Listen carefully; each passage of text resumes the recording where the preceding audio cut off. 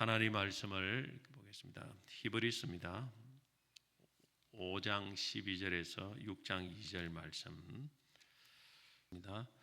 때가 오래되었으므로 너희가 마땅히 선생이 되었을 터인데 너희가 다시 하나님의 말씀의 초보에 대하여 누구에게서 가르침을 받아야 할 처지이니 단단한 음식은 못 먹고 젖이나 먹어야 할 자가 되었도다. 젖을 먹는 자 어린아이는 의의 말씀을 경험하지 못한다. 단단한 음식은 장성한 자의 것이니 그들은 지각을 사용함으로 연단을 받아 선악을 분별하는 자들이니라. 그러므로 우리가 그리스도의 또 초보를 버려 죽은 행실을 회개하며 하나님에 대한 신앙 다 같이 읽겠습니다. 세례들과 안수와 죽은 자들의 부활과 영원한 심판에 관한 교훈의 틀을 다시 닦지 말고 완전한 대로 나아갈지니라. 아멘. 완전한 대로 나아가라는 제목으로 말씀을 잠시 살펴보도록 하겠습니다. 우리가 아이가 또 이 땅에 태어나면은 부모님들은 아이가 어떻게 자라는가에 대해서 관심이 많습니다. 보통은 이제 가만히 누운 상태로 계속 있지 않지 않습니까? 또 뒤집다가 기어다니다가 돌을 전후해서 이제 서서 이게 일어나게 됩니다. 걸어 다니게 됩니다. 그리고 이제 말을 이제 하게 됩니다. 엄마, 아빠, 이런. 근데 만약에 아이가 돌이 되어도 뒤집지도 못하고 일어나지도 못하고 또 좀 시간이 되었는데 엄마 아빠 말도 못해요. 그럼 부모님이 깜짝 놀랄 거 아닙니까? 병원에 데리고 가서 뭐가 이상이 있는가 검사를 하고 체크를 할 겁니다. 부모님의 최대 관심은 아이가 건강하게 잘 자라는 것이다. 아기를 키워본 분들은 아마 그런 다 이해를 할 겁니다. 그럼 우리 하나님은 어떨까요? 우리 하나님은 우리가 예수를 믿고 참 거듭나서 새 생명을 주셨는데 우리 하나님도 저는 마찬가지인 겁니다. 이 영적인 생명이 잘 이렇게 자라는가? 여기에 대해서 굉장히 하나님은 관심을 가지고 있습니다. 이 정도 되면 이제는 좀 기도도 잘할 때가 되고, 이 정도 되면은 또 예수님을 전할 때가 되고, 이 정도 되면은 또 이렇게 성수 갈 때가 되고, 또 다른 사람 돌볼 때가 되고, 뭐 이런 뭔가 영적인 뭔가 어느 정도 시기가 되면은 그런 이 정도의 삶을 살아야 될 것이다. 이 정도 자라야 될 것이다. 이런 뭐 기대감이 있지 않겠습니까, 하나님? 그러나 오늘날 우리 많은 성도들은 자신의 신앙에 자라는 데 대해서 막 그렇게 무관심하다 이렇게 볼 수 있습니다. 자신 신앙이 자라지 않으면 이거 뭐가 문제가 있는가 한번 찾아도 보고 돌아도 보고 이거 지금 이것이 문제가 있구나. 뭘 이걸 또 치료를 하고 그래야 될 거 아닙니까? 그런데 참 무관심하는 성도들이 참 많습니다. 그냥 교회만 왔다 갔다 하고 별 관심이 없는. 오늘 이 히브리서의 수신자들도 그런 신앙 성숙에 대해서 자라는 데에서 무관심한 상태에 있었습니다. 그래서 오늘 말씀에서는 이걸 책망을 합니다. 히브리서 5장 12절 때가 오래되었으므로 너희가 마땅히 선생이 되었을 때인데 이미 지금 선생이 되었을 때도 넘었다. 벌써 선생이 되어야 되는데 너희가 다시 하나님의 말씀의 초보에 대해서 누구에게서 가르침을 받아야 할 처지이니 단단한 음식은 못 먹고 젖이나 먹어야 할 자가 되었다. 이미 벌써 젖을 떼야 될 그런 시기가 되었는데 전혀 뜻을 떼지도 못하고 여전히 젖만 빨고 있고 단단한 음식을 못 먹는 그런 상태되었다. 초보에 머무는 신앙 상태되었다. 그래서 6장 1절 2절에는 그러므로 우리가 그리스도의 도의 초보를 버리고 죽은 행실을 회개함과 쭉 하면서 완전한 대로 나아갈지어다. 완전한 대로 나아가라. 그래서 이런 부분들을 책망을 하죠. 완전한 대로 나아가라는 거예요. 자꾸 신앙이 자라가야 된다. 여러분, 신앙이 자라지 않으면 어떻게 될까요? 세월이 되었는데 내가 신앙이 자라지 않으면 어떻게 될까요? 첫째는 시험이 옵니다. 영적으로 시험이 옵니다. 신앙이 자라지 않고 그 자리에 머물면 일단 자기 자신을 큰 시험을 받게 됩니다. 신앙이 자라도 시험이 올 수 있습니다. 그러나 신앙이 자랄 때 시험이 오면은 그 시험이 이겨낼 수 있는 힘이 있기 때문에 그렇게 큰 문제가 되지 않습니다. 그러나 신앙이 자라지 않은 어린아이 상태에서 시험이 오면은 큰 문제가 되는 것입니다. 우리 아이 때 아프면 부모들이 얼마나 놀랍니까? 아이 때 아프고 열이 막 나고 이러면 잘못하면요 큰 병이 될 수 있습니다. 근데 건강한 상태에서 어느 정도 자란 상태에서 감기에 걸렸다든지 열이 나면 좀 지나면 낫겠지. 일단 자라 있으니까 건강하니까 원래 건강한 상태니까 마찬가지입니다. 우리가 신앙이 약할 때는요 이게 딱 오면은요 아주 치명타가 될 수 있습니다. 제가 보면 앞에도 가보면 시험을 와요. 그냥 자, 예를 들어서 헌금을 하고 조그마한 말에도 신앙이 자란 사람을 받아들일 수 있어요. 근데 약한 사람들은 그거 시험을 받아도 그 다음 교회를 안 나와요. 그런 사람들이 많습니다. 다니다 보면 별것도 아닌데 또 물론 큰 문제도 있는데 우리 또 전도를 그저께 또 하니까 또 시험을 받아서 교회를 다니는데 자녀들과 다 다녔는데 사정을 좀 들어봤어요.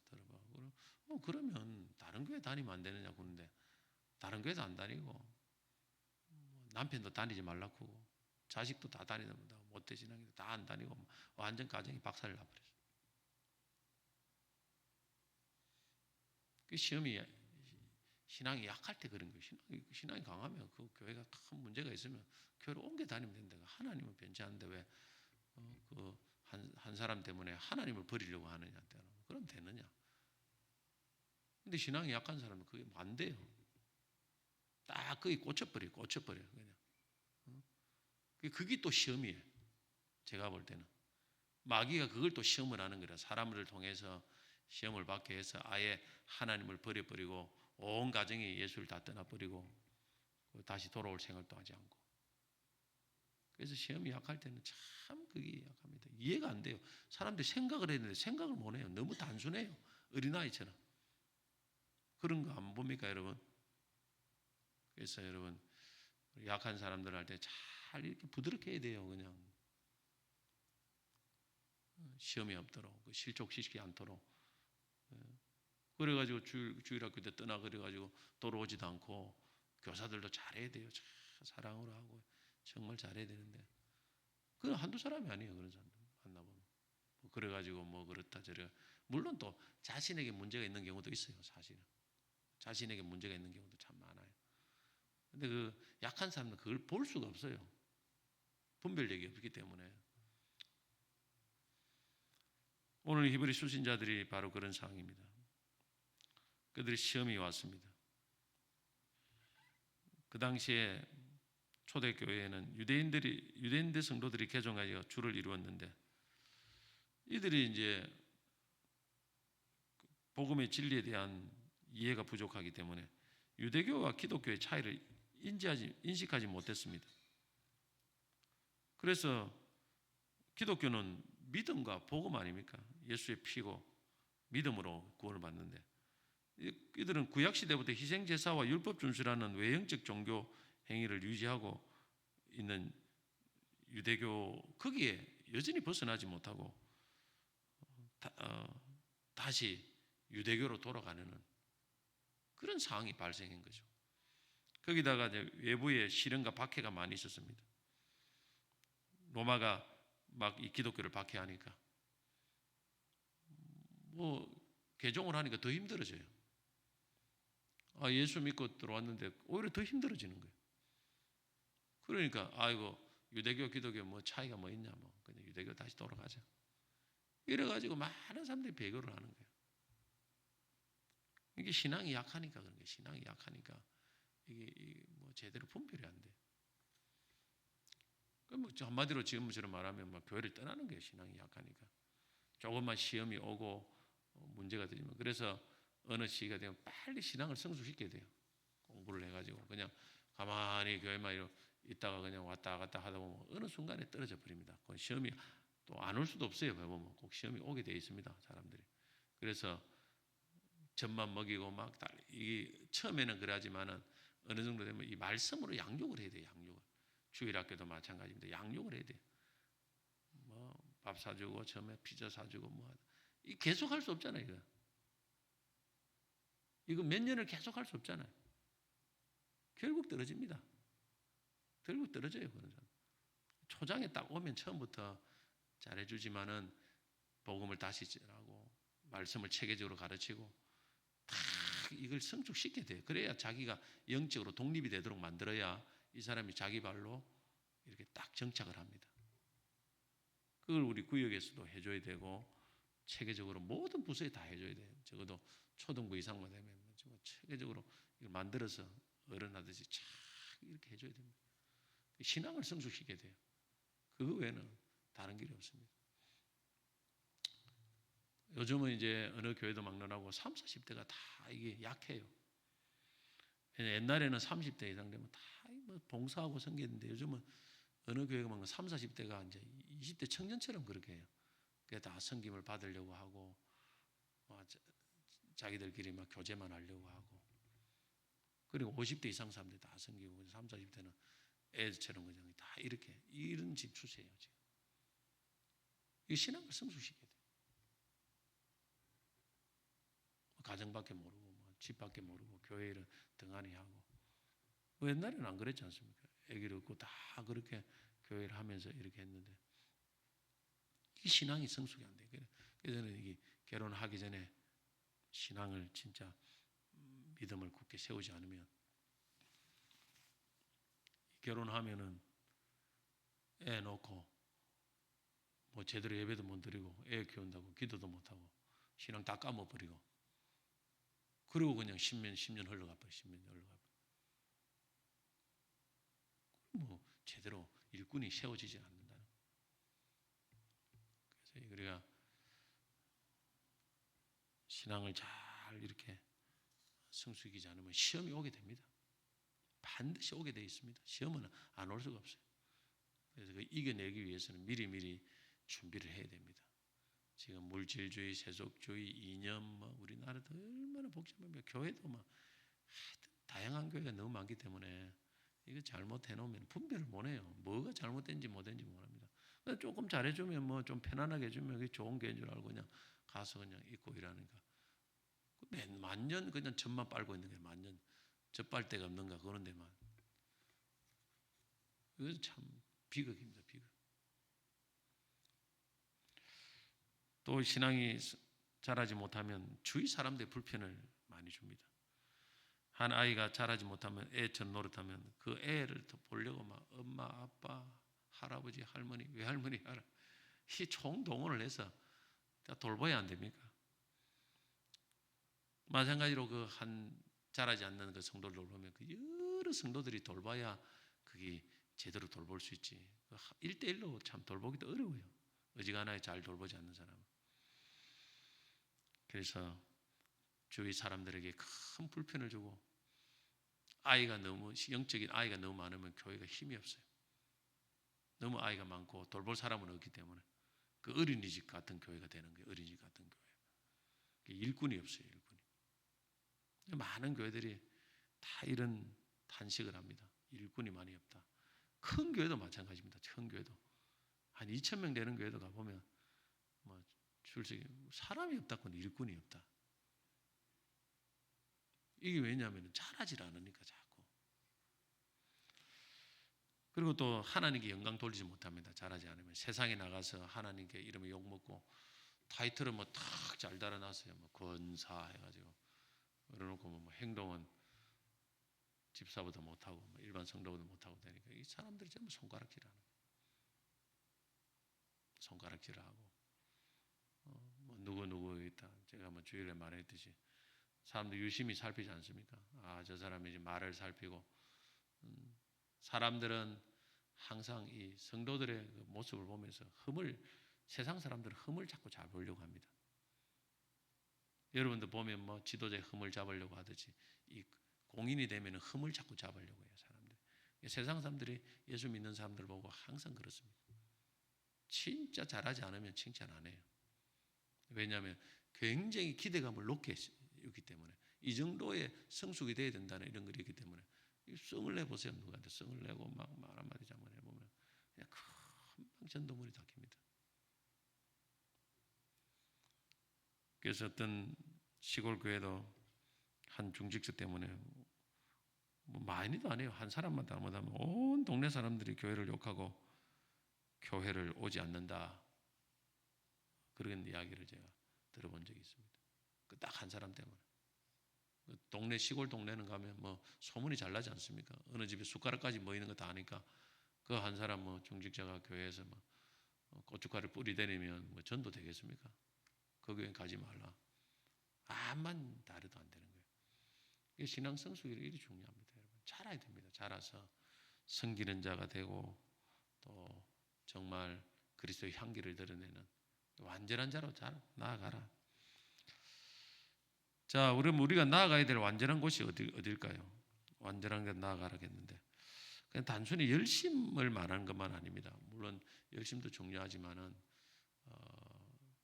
열심만으로는 이 완전한 것을 다 커버할 수는 없습니다. 오늘 본문에서 성숙한 신앙과 그렇지 못한 신앙 차이가 뭐냐? 말씀의 분별입니다. 말씀의 분별.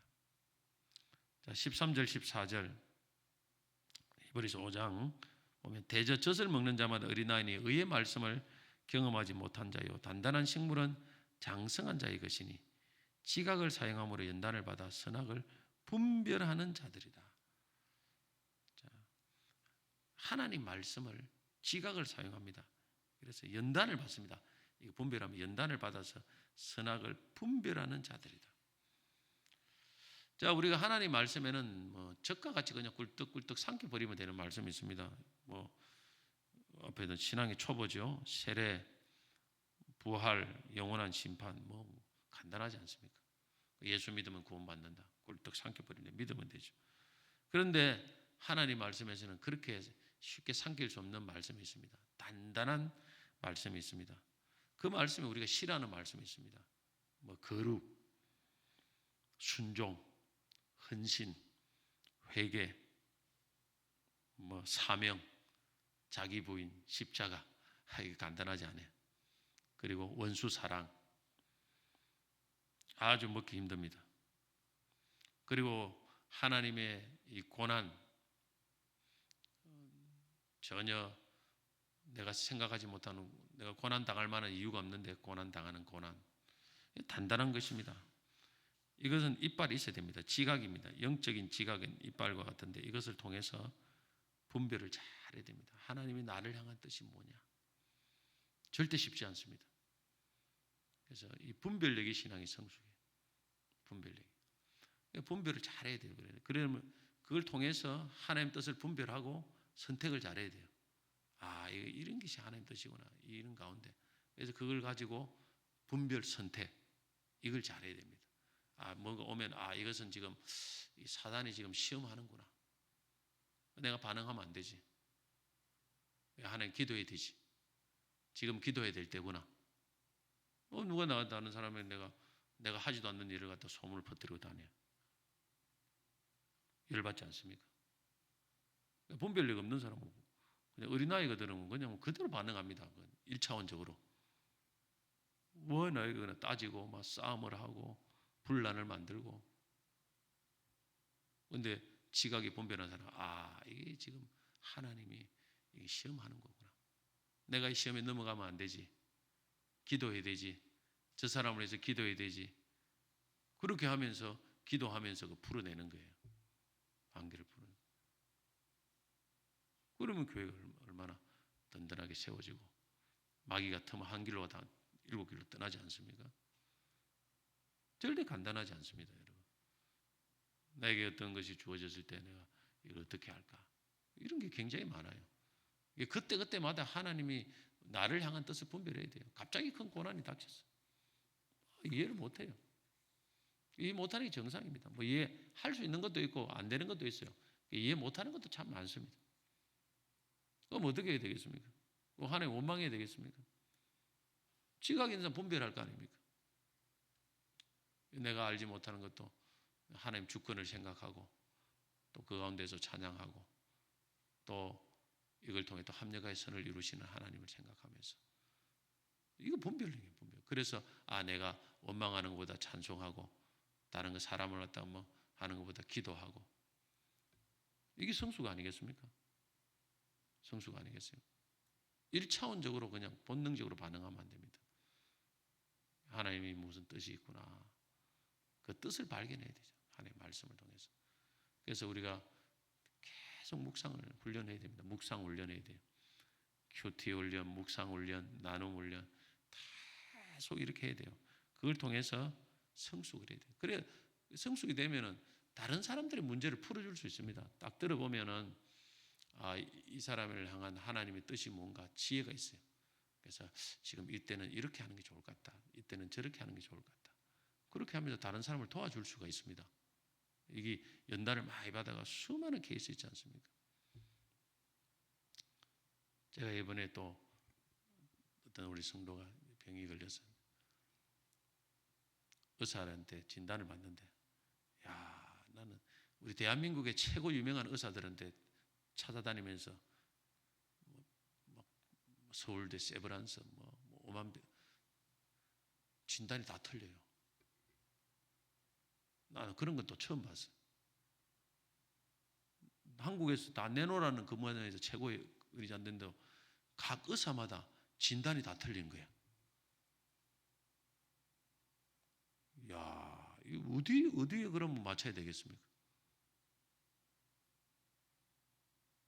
어떤 사람 수술하라고, 어떤 사람 조직검사라고, 어떤 사람 뭐 해라고.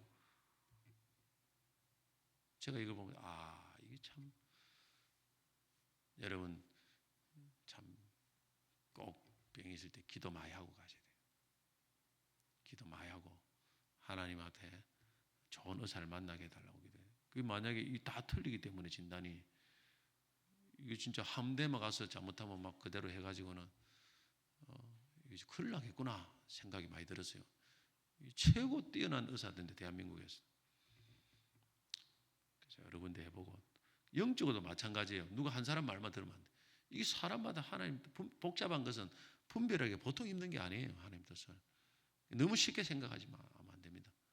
기도해보고 분별하고 물어보세요. 또 나름대로 기도하는 사람 뭐 또 다르고 이 사람 또 다르고 그래. 그 중에 하나님 뜻은 딱 하나밖에 없어요. 분별해야 될 거 아닙니까, 여러분? 잘 알아야 돼요. 그래서 뜻을 분별하고 하나님의 내가 선택을 잘해야 됩니다. 그것이 굉장히 중요한 거예요. 그게 성숙입니다. 완전한 대로 나아가는. 그래서 하나님이 기뻐하는 삶으로 살아가야 됩니다. 여러분 우리 완전한 대로 여러분 영적으로 완전한 대로 늘 나아가기를 힘쓰시기 바랍니다.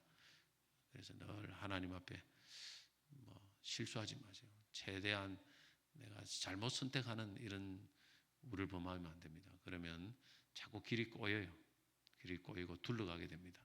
그래서 잘 하나님 뜻을 해서 시험을 이겨내고 하나님 앞에 평탄한 길을 걸어가는 우리 귀한 성도님들이 다 되시기를 주의 이름으로 축복합니다. 우리 찬송하겠습니다. 620장